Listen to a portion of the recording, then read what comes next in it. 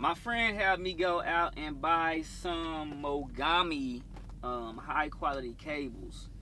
Um, I had some TRS to TRS cables that I was using, um, and I guess my friend didn't know that.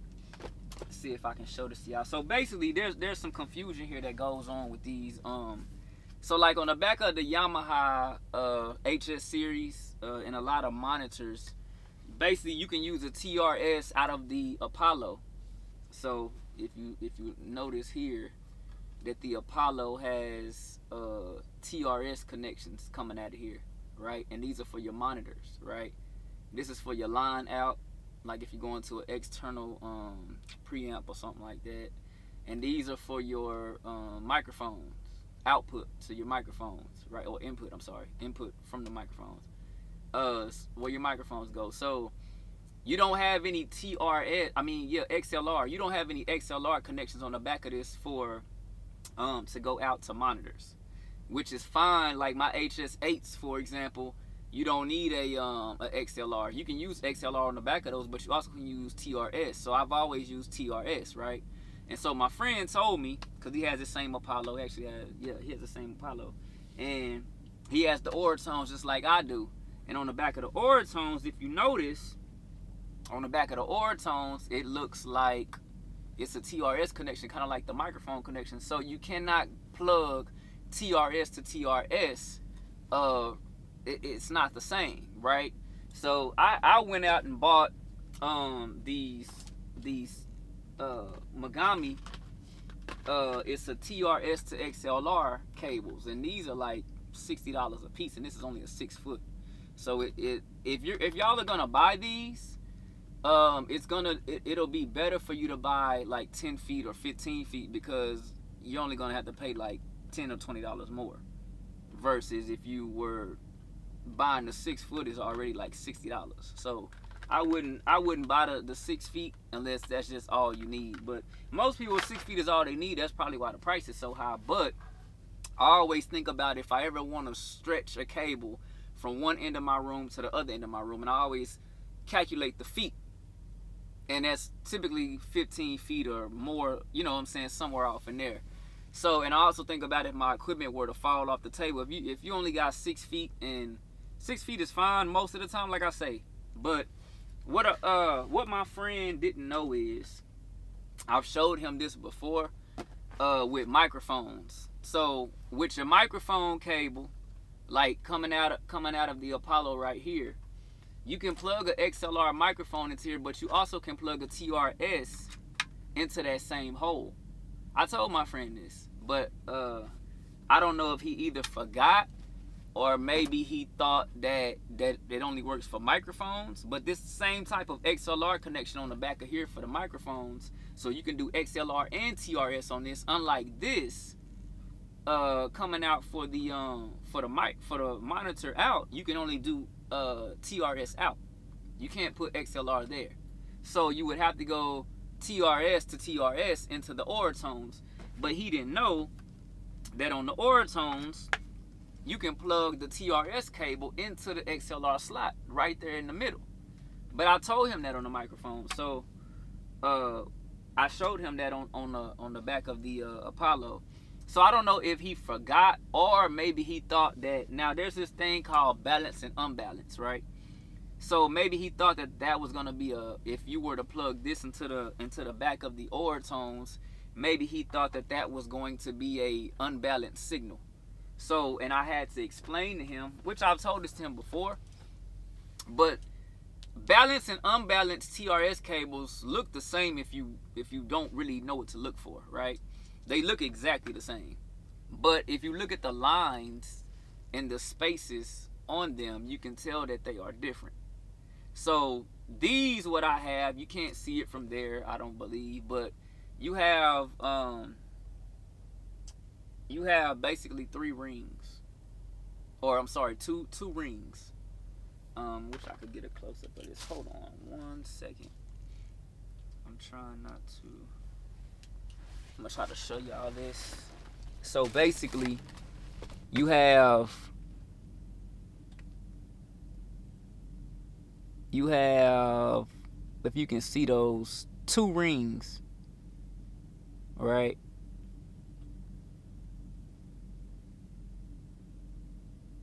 There's 2 rings, 2 white lines on these TRS cables, which means there's 3 metal points of contact, right? So there's 1 metal point of contact right here, 1 in between those 2 lines, and then 1 at the tip. That's 3 different places where that's making connection. This is a balanced TRS cable. If it was an unbalanced TRS cable, which is not as good as this, it would only have 1 mark on it, either black or white. I don't know if black or white makes a difference, but I've seen them black sometimes, I've seen them white sometimes. So forgive me for not being able to focus, but my camera it's only wants to focus on my face. So, but anyways, I didn't have that set up to move like that. But so anyways, yeah, I just sent my friend left him a video message on his phone to let him know, because I had started this YouTube video and I was like, yeah, I want to let y'all know that you can't plug your TRS into TRS. And as I started recording the video, I had to stop it because I was like, you actually can. I was like, yeah, my friend said. So I went out and bought these cables really for nothing. Now, since I already bought them, I'm going to go ahead and keep them because for the simple fact, I think these might be more durable than the brand I've been getting from Guitar Center. I've been using this brand from Guitar Center for the longest, and I've been having issues with them in the last couple years. When I had, if you don't move this stuff around a lot, I never really had problems with these in the past. I don't know if they're making them different ever since, you know, the pandemic or what, but it seems like these cables have got less. They wasn't this is Livewire is the brand, but Livewire, you can buy like the basic ones. I don't know if they're called, you got some that's called Essential, Basic, Essential, Advanced, and then Elite. Elite is the top one, but they don't sell the Elite cables in TRS to TRS for whatever reason, unless you're doing like the small 3.5 earphone jack. They have them in that, but they don't have them in these for whatever reason. So if you want to go TRS to TRS, you would have to go with Mogami, I guess, which I never really wanted to go to them because I feel like they were overpriced. But now I do have, you can get the Elite cables with microphone wire and the Livewire. So for my microphone wire, I use the Elite cable, and I think I paid about the same. I got a 15-foot, and I paid less than I did for these. And I like the sound that those the Livewire Elite gives. That's why I've never spent the more money on Mogami. Why would I pay 6 feet for a Mogami TRS when I can pay, or XLR, when I can pay half the money? I think for 15 feet, it might have been like 50 bucks, if I'm not mistaken. And for me to get 2 of these that are only 6 feet, how much did I pay for 2 of these? No, it's like $130. Yeah, $130.75 for 2 6-feet Mogami TRS to XLR cables. Like, and the reason I'm gonna go ahead and keep them is because I believe that these are gonna give me the best quality. And so, but I really just liked my Livewire brand. They gave me the sound that I was looking for, but I've never been able to use them with monitors. So hopefully this will help me out. Shout out to Mogami, even though, you know, I said that I really didn't want to pay that much, but still, as far as quality goes, you know you're gonna get the quality, right? So nobody else, I don't know what other company makes the Elite cable or the high quality cables like this. So maybe that's why they're priced that high. But like I said, if you get 6 feet, you can double the feet. You can get 12 feet. You can get 15 feet or 10 feet, and it doesn't cost double the price. So even though these were $60 for 6 feet, it's not $120 for 12 feet is what I'm saying. So it's better to just go ahead and get the, if you got the extra $10 or $20, just go ahead and get the 10 feet or the 15 feet. I say the 15 feet. I like getting the 15 feet. If I buy microphone cables or especially monitor cables, I always get the 15 feet. I really wouldn't go no less than 10, but in most cases a shorter wire is better because the signal has to travel less distance. But you know, I have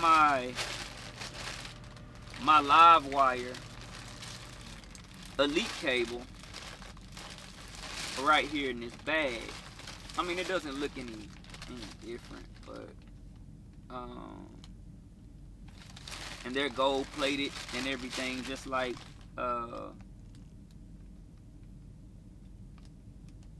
but the sound that I get out of this Elite live wire microphone cable, I love it. I love it. I use it on my I was using the live wire, it wasn't the basic one, it was the advanced. You got Essential, which is the basic. I think it comes in a red package. Then you have the advanced, which is the middle one, and then Elite is the highest one. So the advanced is the highest I could go on monitor cables, but on my microphone I was using the advanced cables because I didn't even know that they made it Elite in the live wire. So I was using the advanced cables, and I kept hearing with my Audio Technica AT2020. You couldn't hear it when I left my vocals flat, but when I started doing a lot of like EQing and compression and stuff, getting to the end result, like yeah, I got it sounding how I want to, I would notice like some grittiness.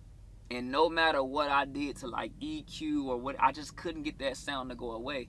And what I realized was, I thought about it, I said, you know what, it could be either my microphone or something with my cables, because that's a really cheap microphone. The Audio Technica 2020, AT2020, is a $100, $200 microphone.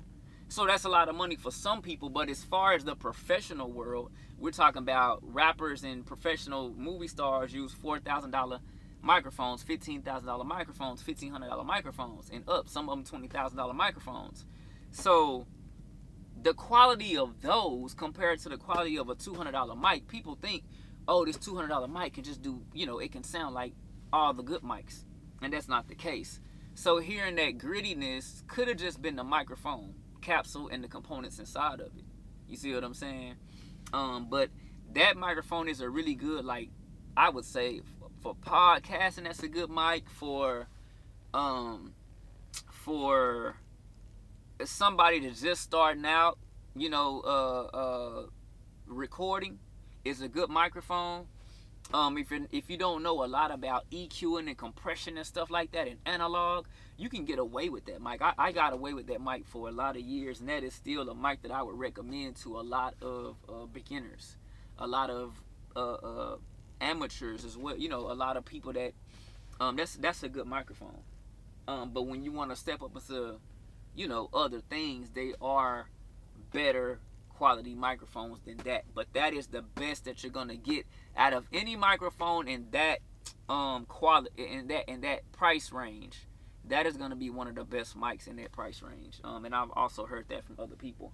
I'm telling you from experience, from me using the mic, but I've also heard that from top producers, that for a budget mic, for the cheapest mic you can find, you know, in that price range, that Audio Technica AT2020 is gonna be one of your best bets. So what I'm telling you is, I took the Audio Technica, I got rid of the advanced cable, and I upgraded to the Elite cable, because at that time I couldn't afford another microphone. So I just said, well, it's only gonna cost me, you know, $50 to buy this Elite cable. So I bought the Elite cable, and believe it or not, my vocals were better. So I can't say that they were just, of course it's not gonna sound like a $4,000 mic or a $20,000 mic, but as far as the how should I say, I don't want to say the clarity. I mean, yeah, it was a bit clearer. It was as clear as it was gonna be, because for one, I'm using the Apollo to run to my AT2020. So the Apollo, this is top of the line as far as sound quality, as far as the quality that you're gonna be able to pick up. So even though I'm using a $200 microphone, this Apollo sounds, it's better quality than like the Focusrite and stuff like that. And you also can use analog in this. So I was able to take a $200 microphone and really make it sound like, if I have to compare it to something, I would say like a $300, $400, $500 microphone. Let's say $500 microphone. So if you really know how to use your equipment, you can really make something sound really good, especially with just by me spending $50 on a better wire. You see what I'm saying? People really overlook stuff like that. So if you're not able to get if the Livewire Elite, sometimes it's not in stock, but you can pay for something like the Mogami. You're gonna pay more for it, but knowing that it's gonna give you that the best quality is just really it's confirmation. It's something that so anything that you're doing in the mix, you would know that it's not the equipment, it's you. It's either the way you're EQing it or the way you record it or whatever it is. So but that's why I say, once you get to the point where you're paying, there's a $500 mic that I really like. It's made by AKG. It's the C214. For $500, I think that's a really good mic. It's a step above the AT2020. It's still not the best, but it is a step up from the AT2020. But I feel like they are still both pretty close. Both of them do still have certain limits. The thing I like about the AKG C214 is it comes with the premium shock mount, which normally you have to pay extra for with other companies. It comes with the carrying case. It comes with the shock mount. I already said shock mount. I'm sorry. It comes with the microphone pop filter.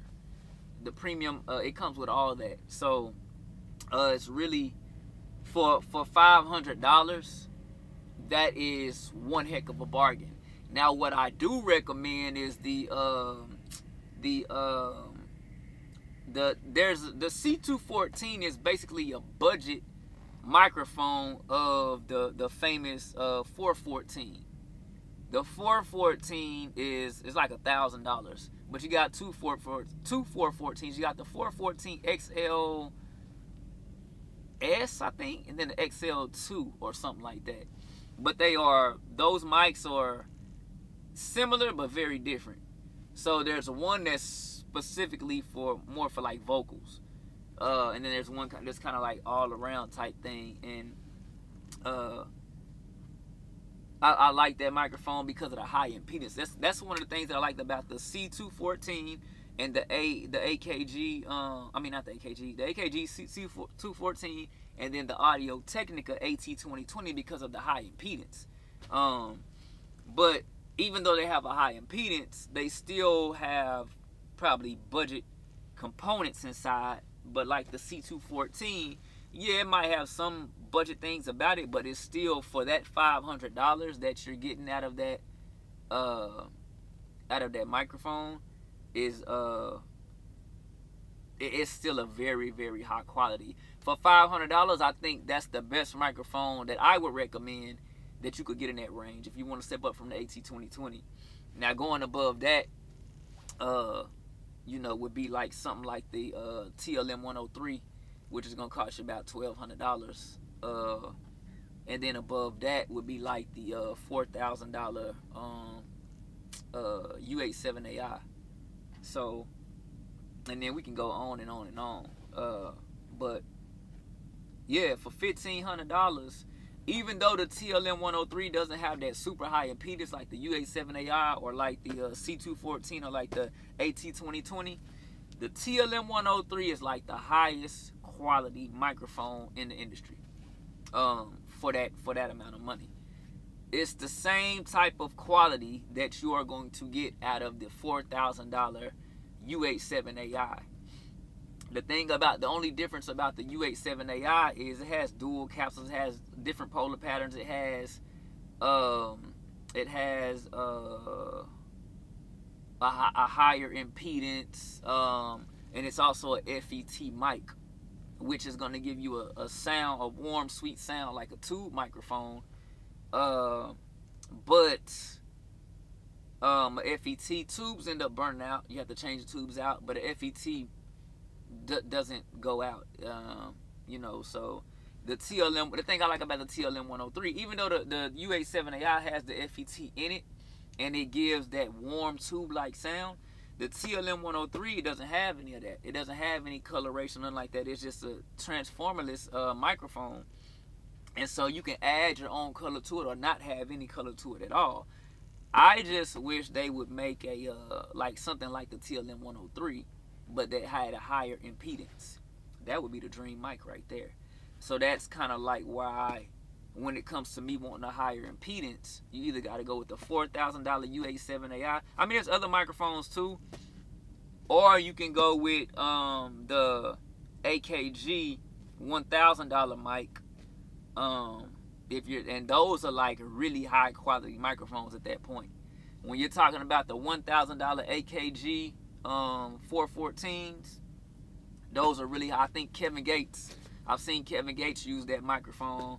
When you're talking about the TLM 103, and then be very careful, because the TLM 103 is very different than the TLM 102. The TLM 102 looks like the TLM 103, but until you hold them side by side, you'll notice that one is bigger than the other. And the reason that one is bigger than the other is because the TLM 103 has the same exact capsule inside of it that the the $4,000 UA7AI has in it, right? So you want to be very careful with that. The circuit boards, the circuitry inside of the TLM 102 and the TLM 103 are very different. So really the only thing that makes the TLM 103 and the UA7AI different is the circuitry inside of them. It's the same exact microphone, but there's different circuitry. So, but using something like the Apollo Twin is going to give you the absolute best quality. They just came out with a Neumann version of this, but it has a lot more. I'm really excited to see what that's about. I don't want to spend any more money on any more preamps and stuff like that, but there were some limitations with this, not as far as quality, but as far as like just the way that this operates. But I wouldn't trade my Apollo for nothing. Even if I were to buy the Neumann preamp, I would never get rid of this. This here is legendary. This is a work. This is it gives the same exact quality as the rack mount Apollos. The only difference with the rack mount Apollos and this Apollo is not quality. It's the it's just more inputs and outputs you have in the back, in front, and more just more different ways to select things. Other than that, this gives the same quality. So I really like that Universal Audio gave us the same exact quality as the $4,000, $2,000 Apollos in this little $1,500, $1,000 version.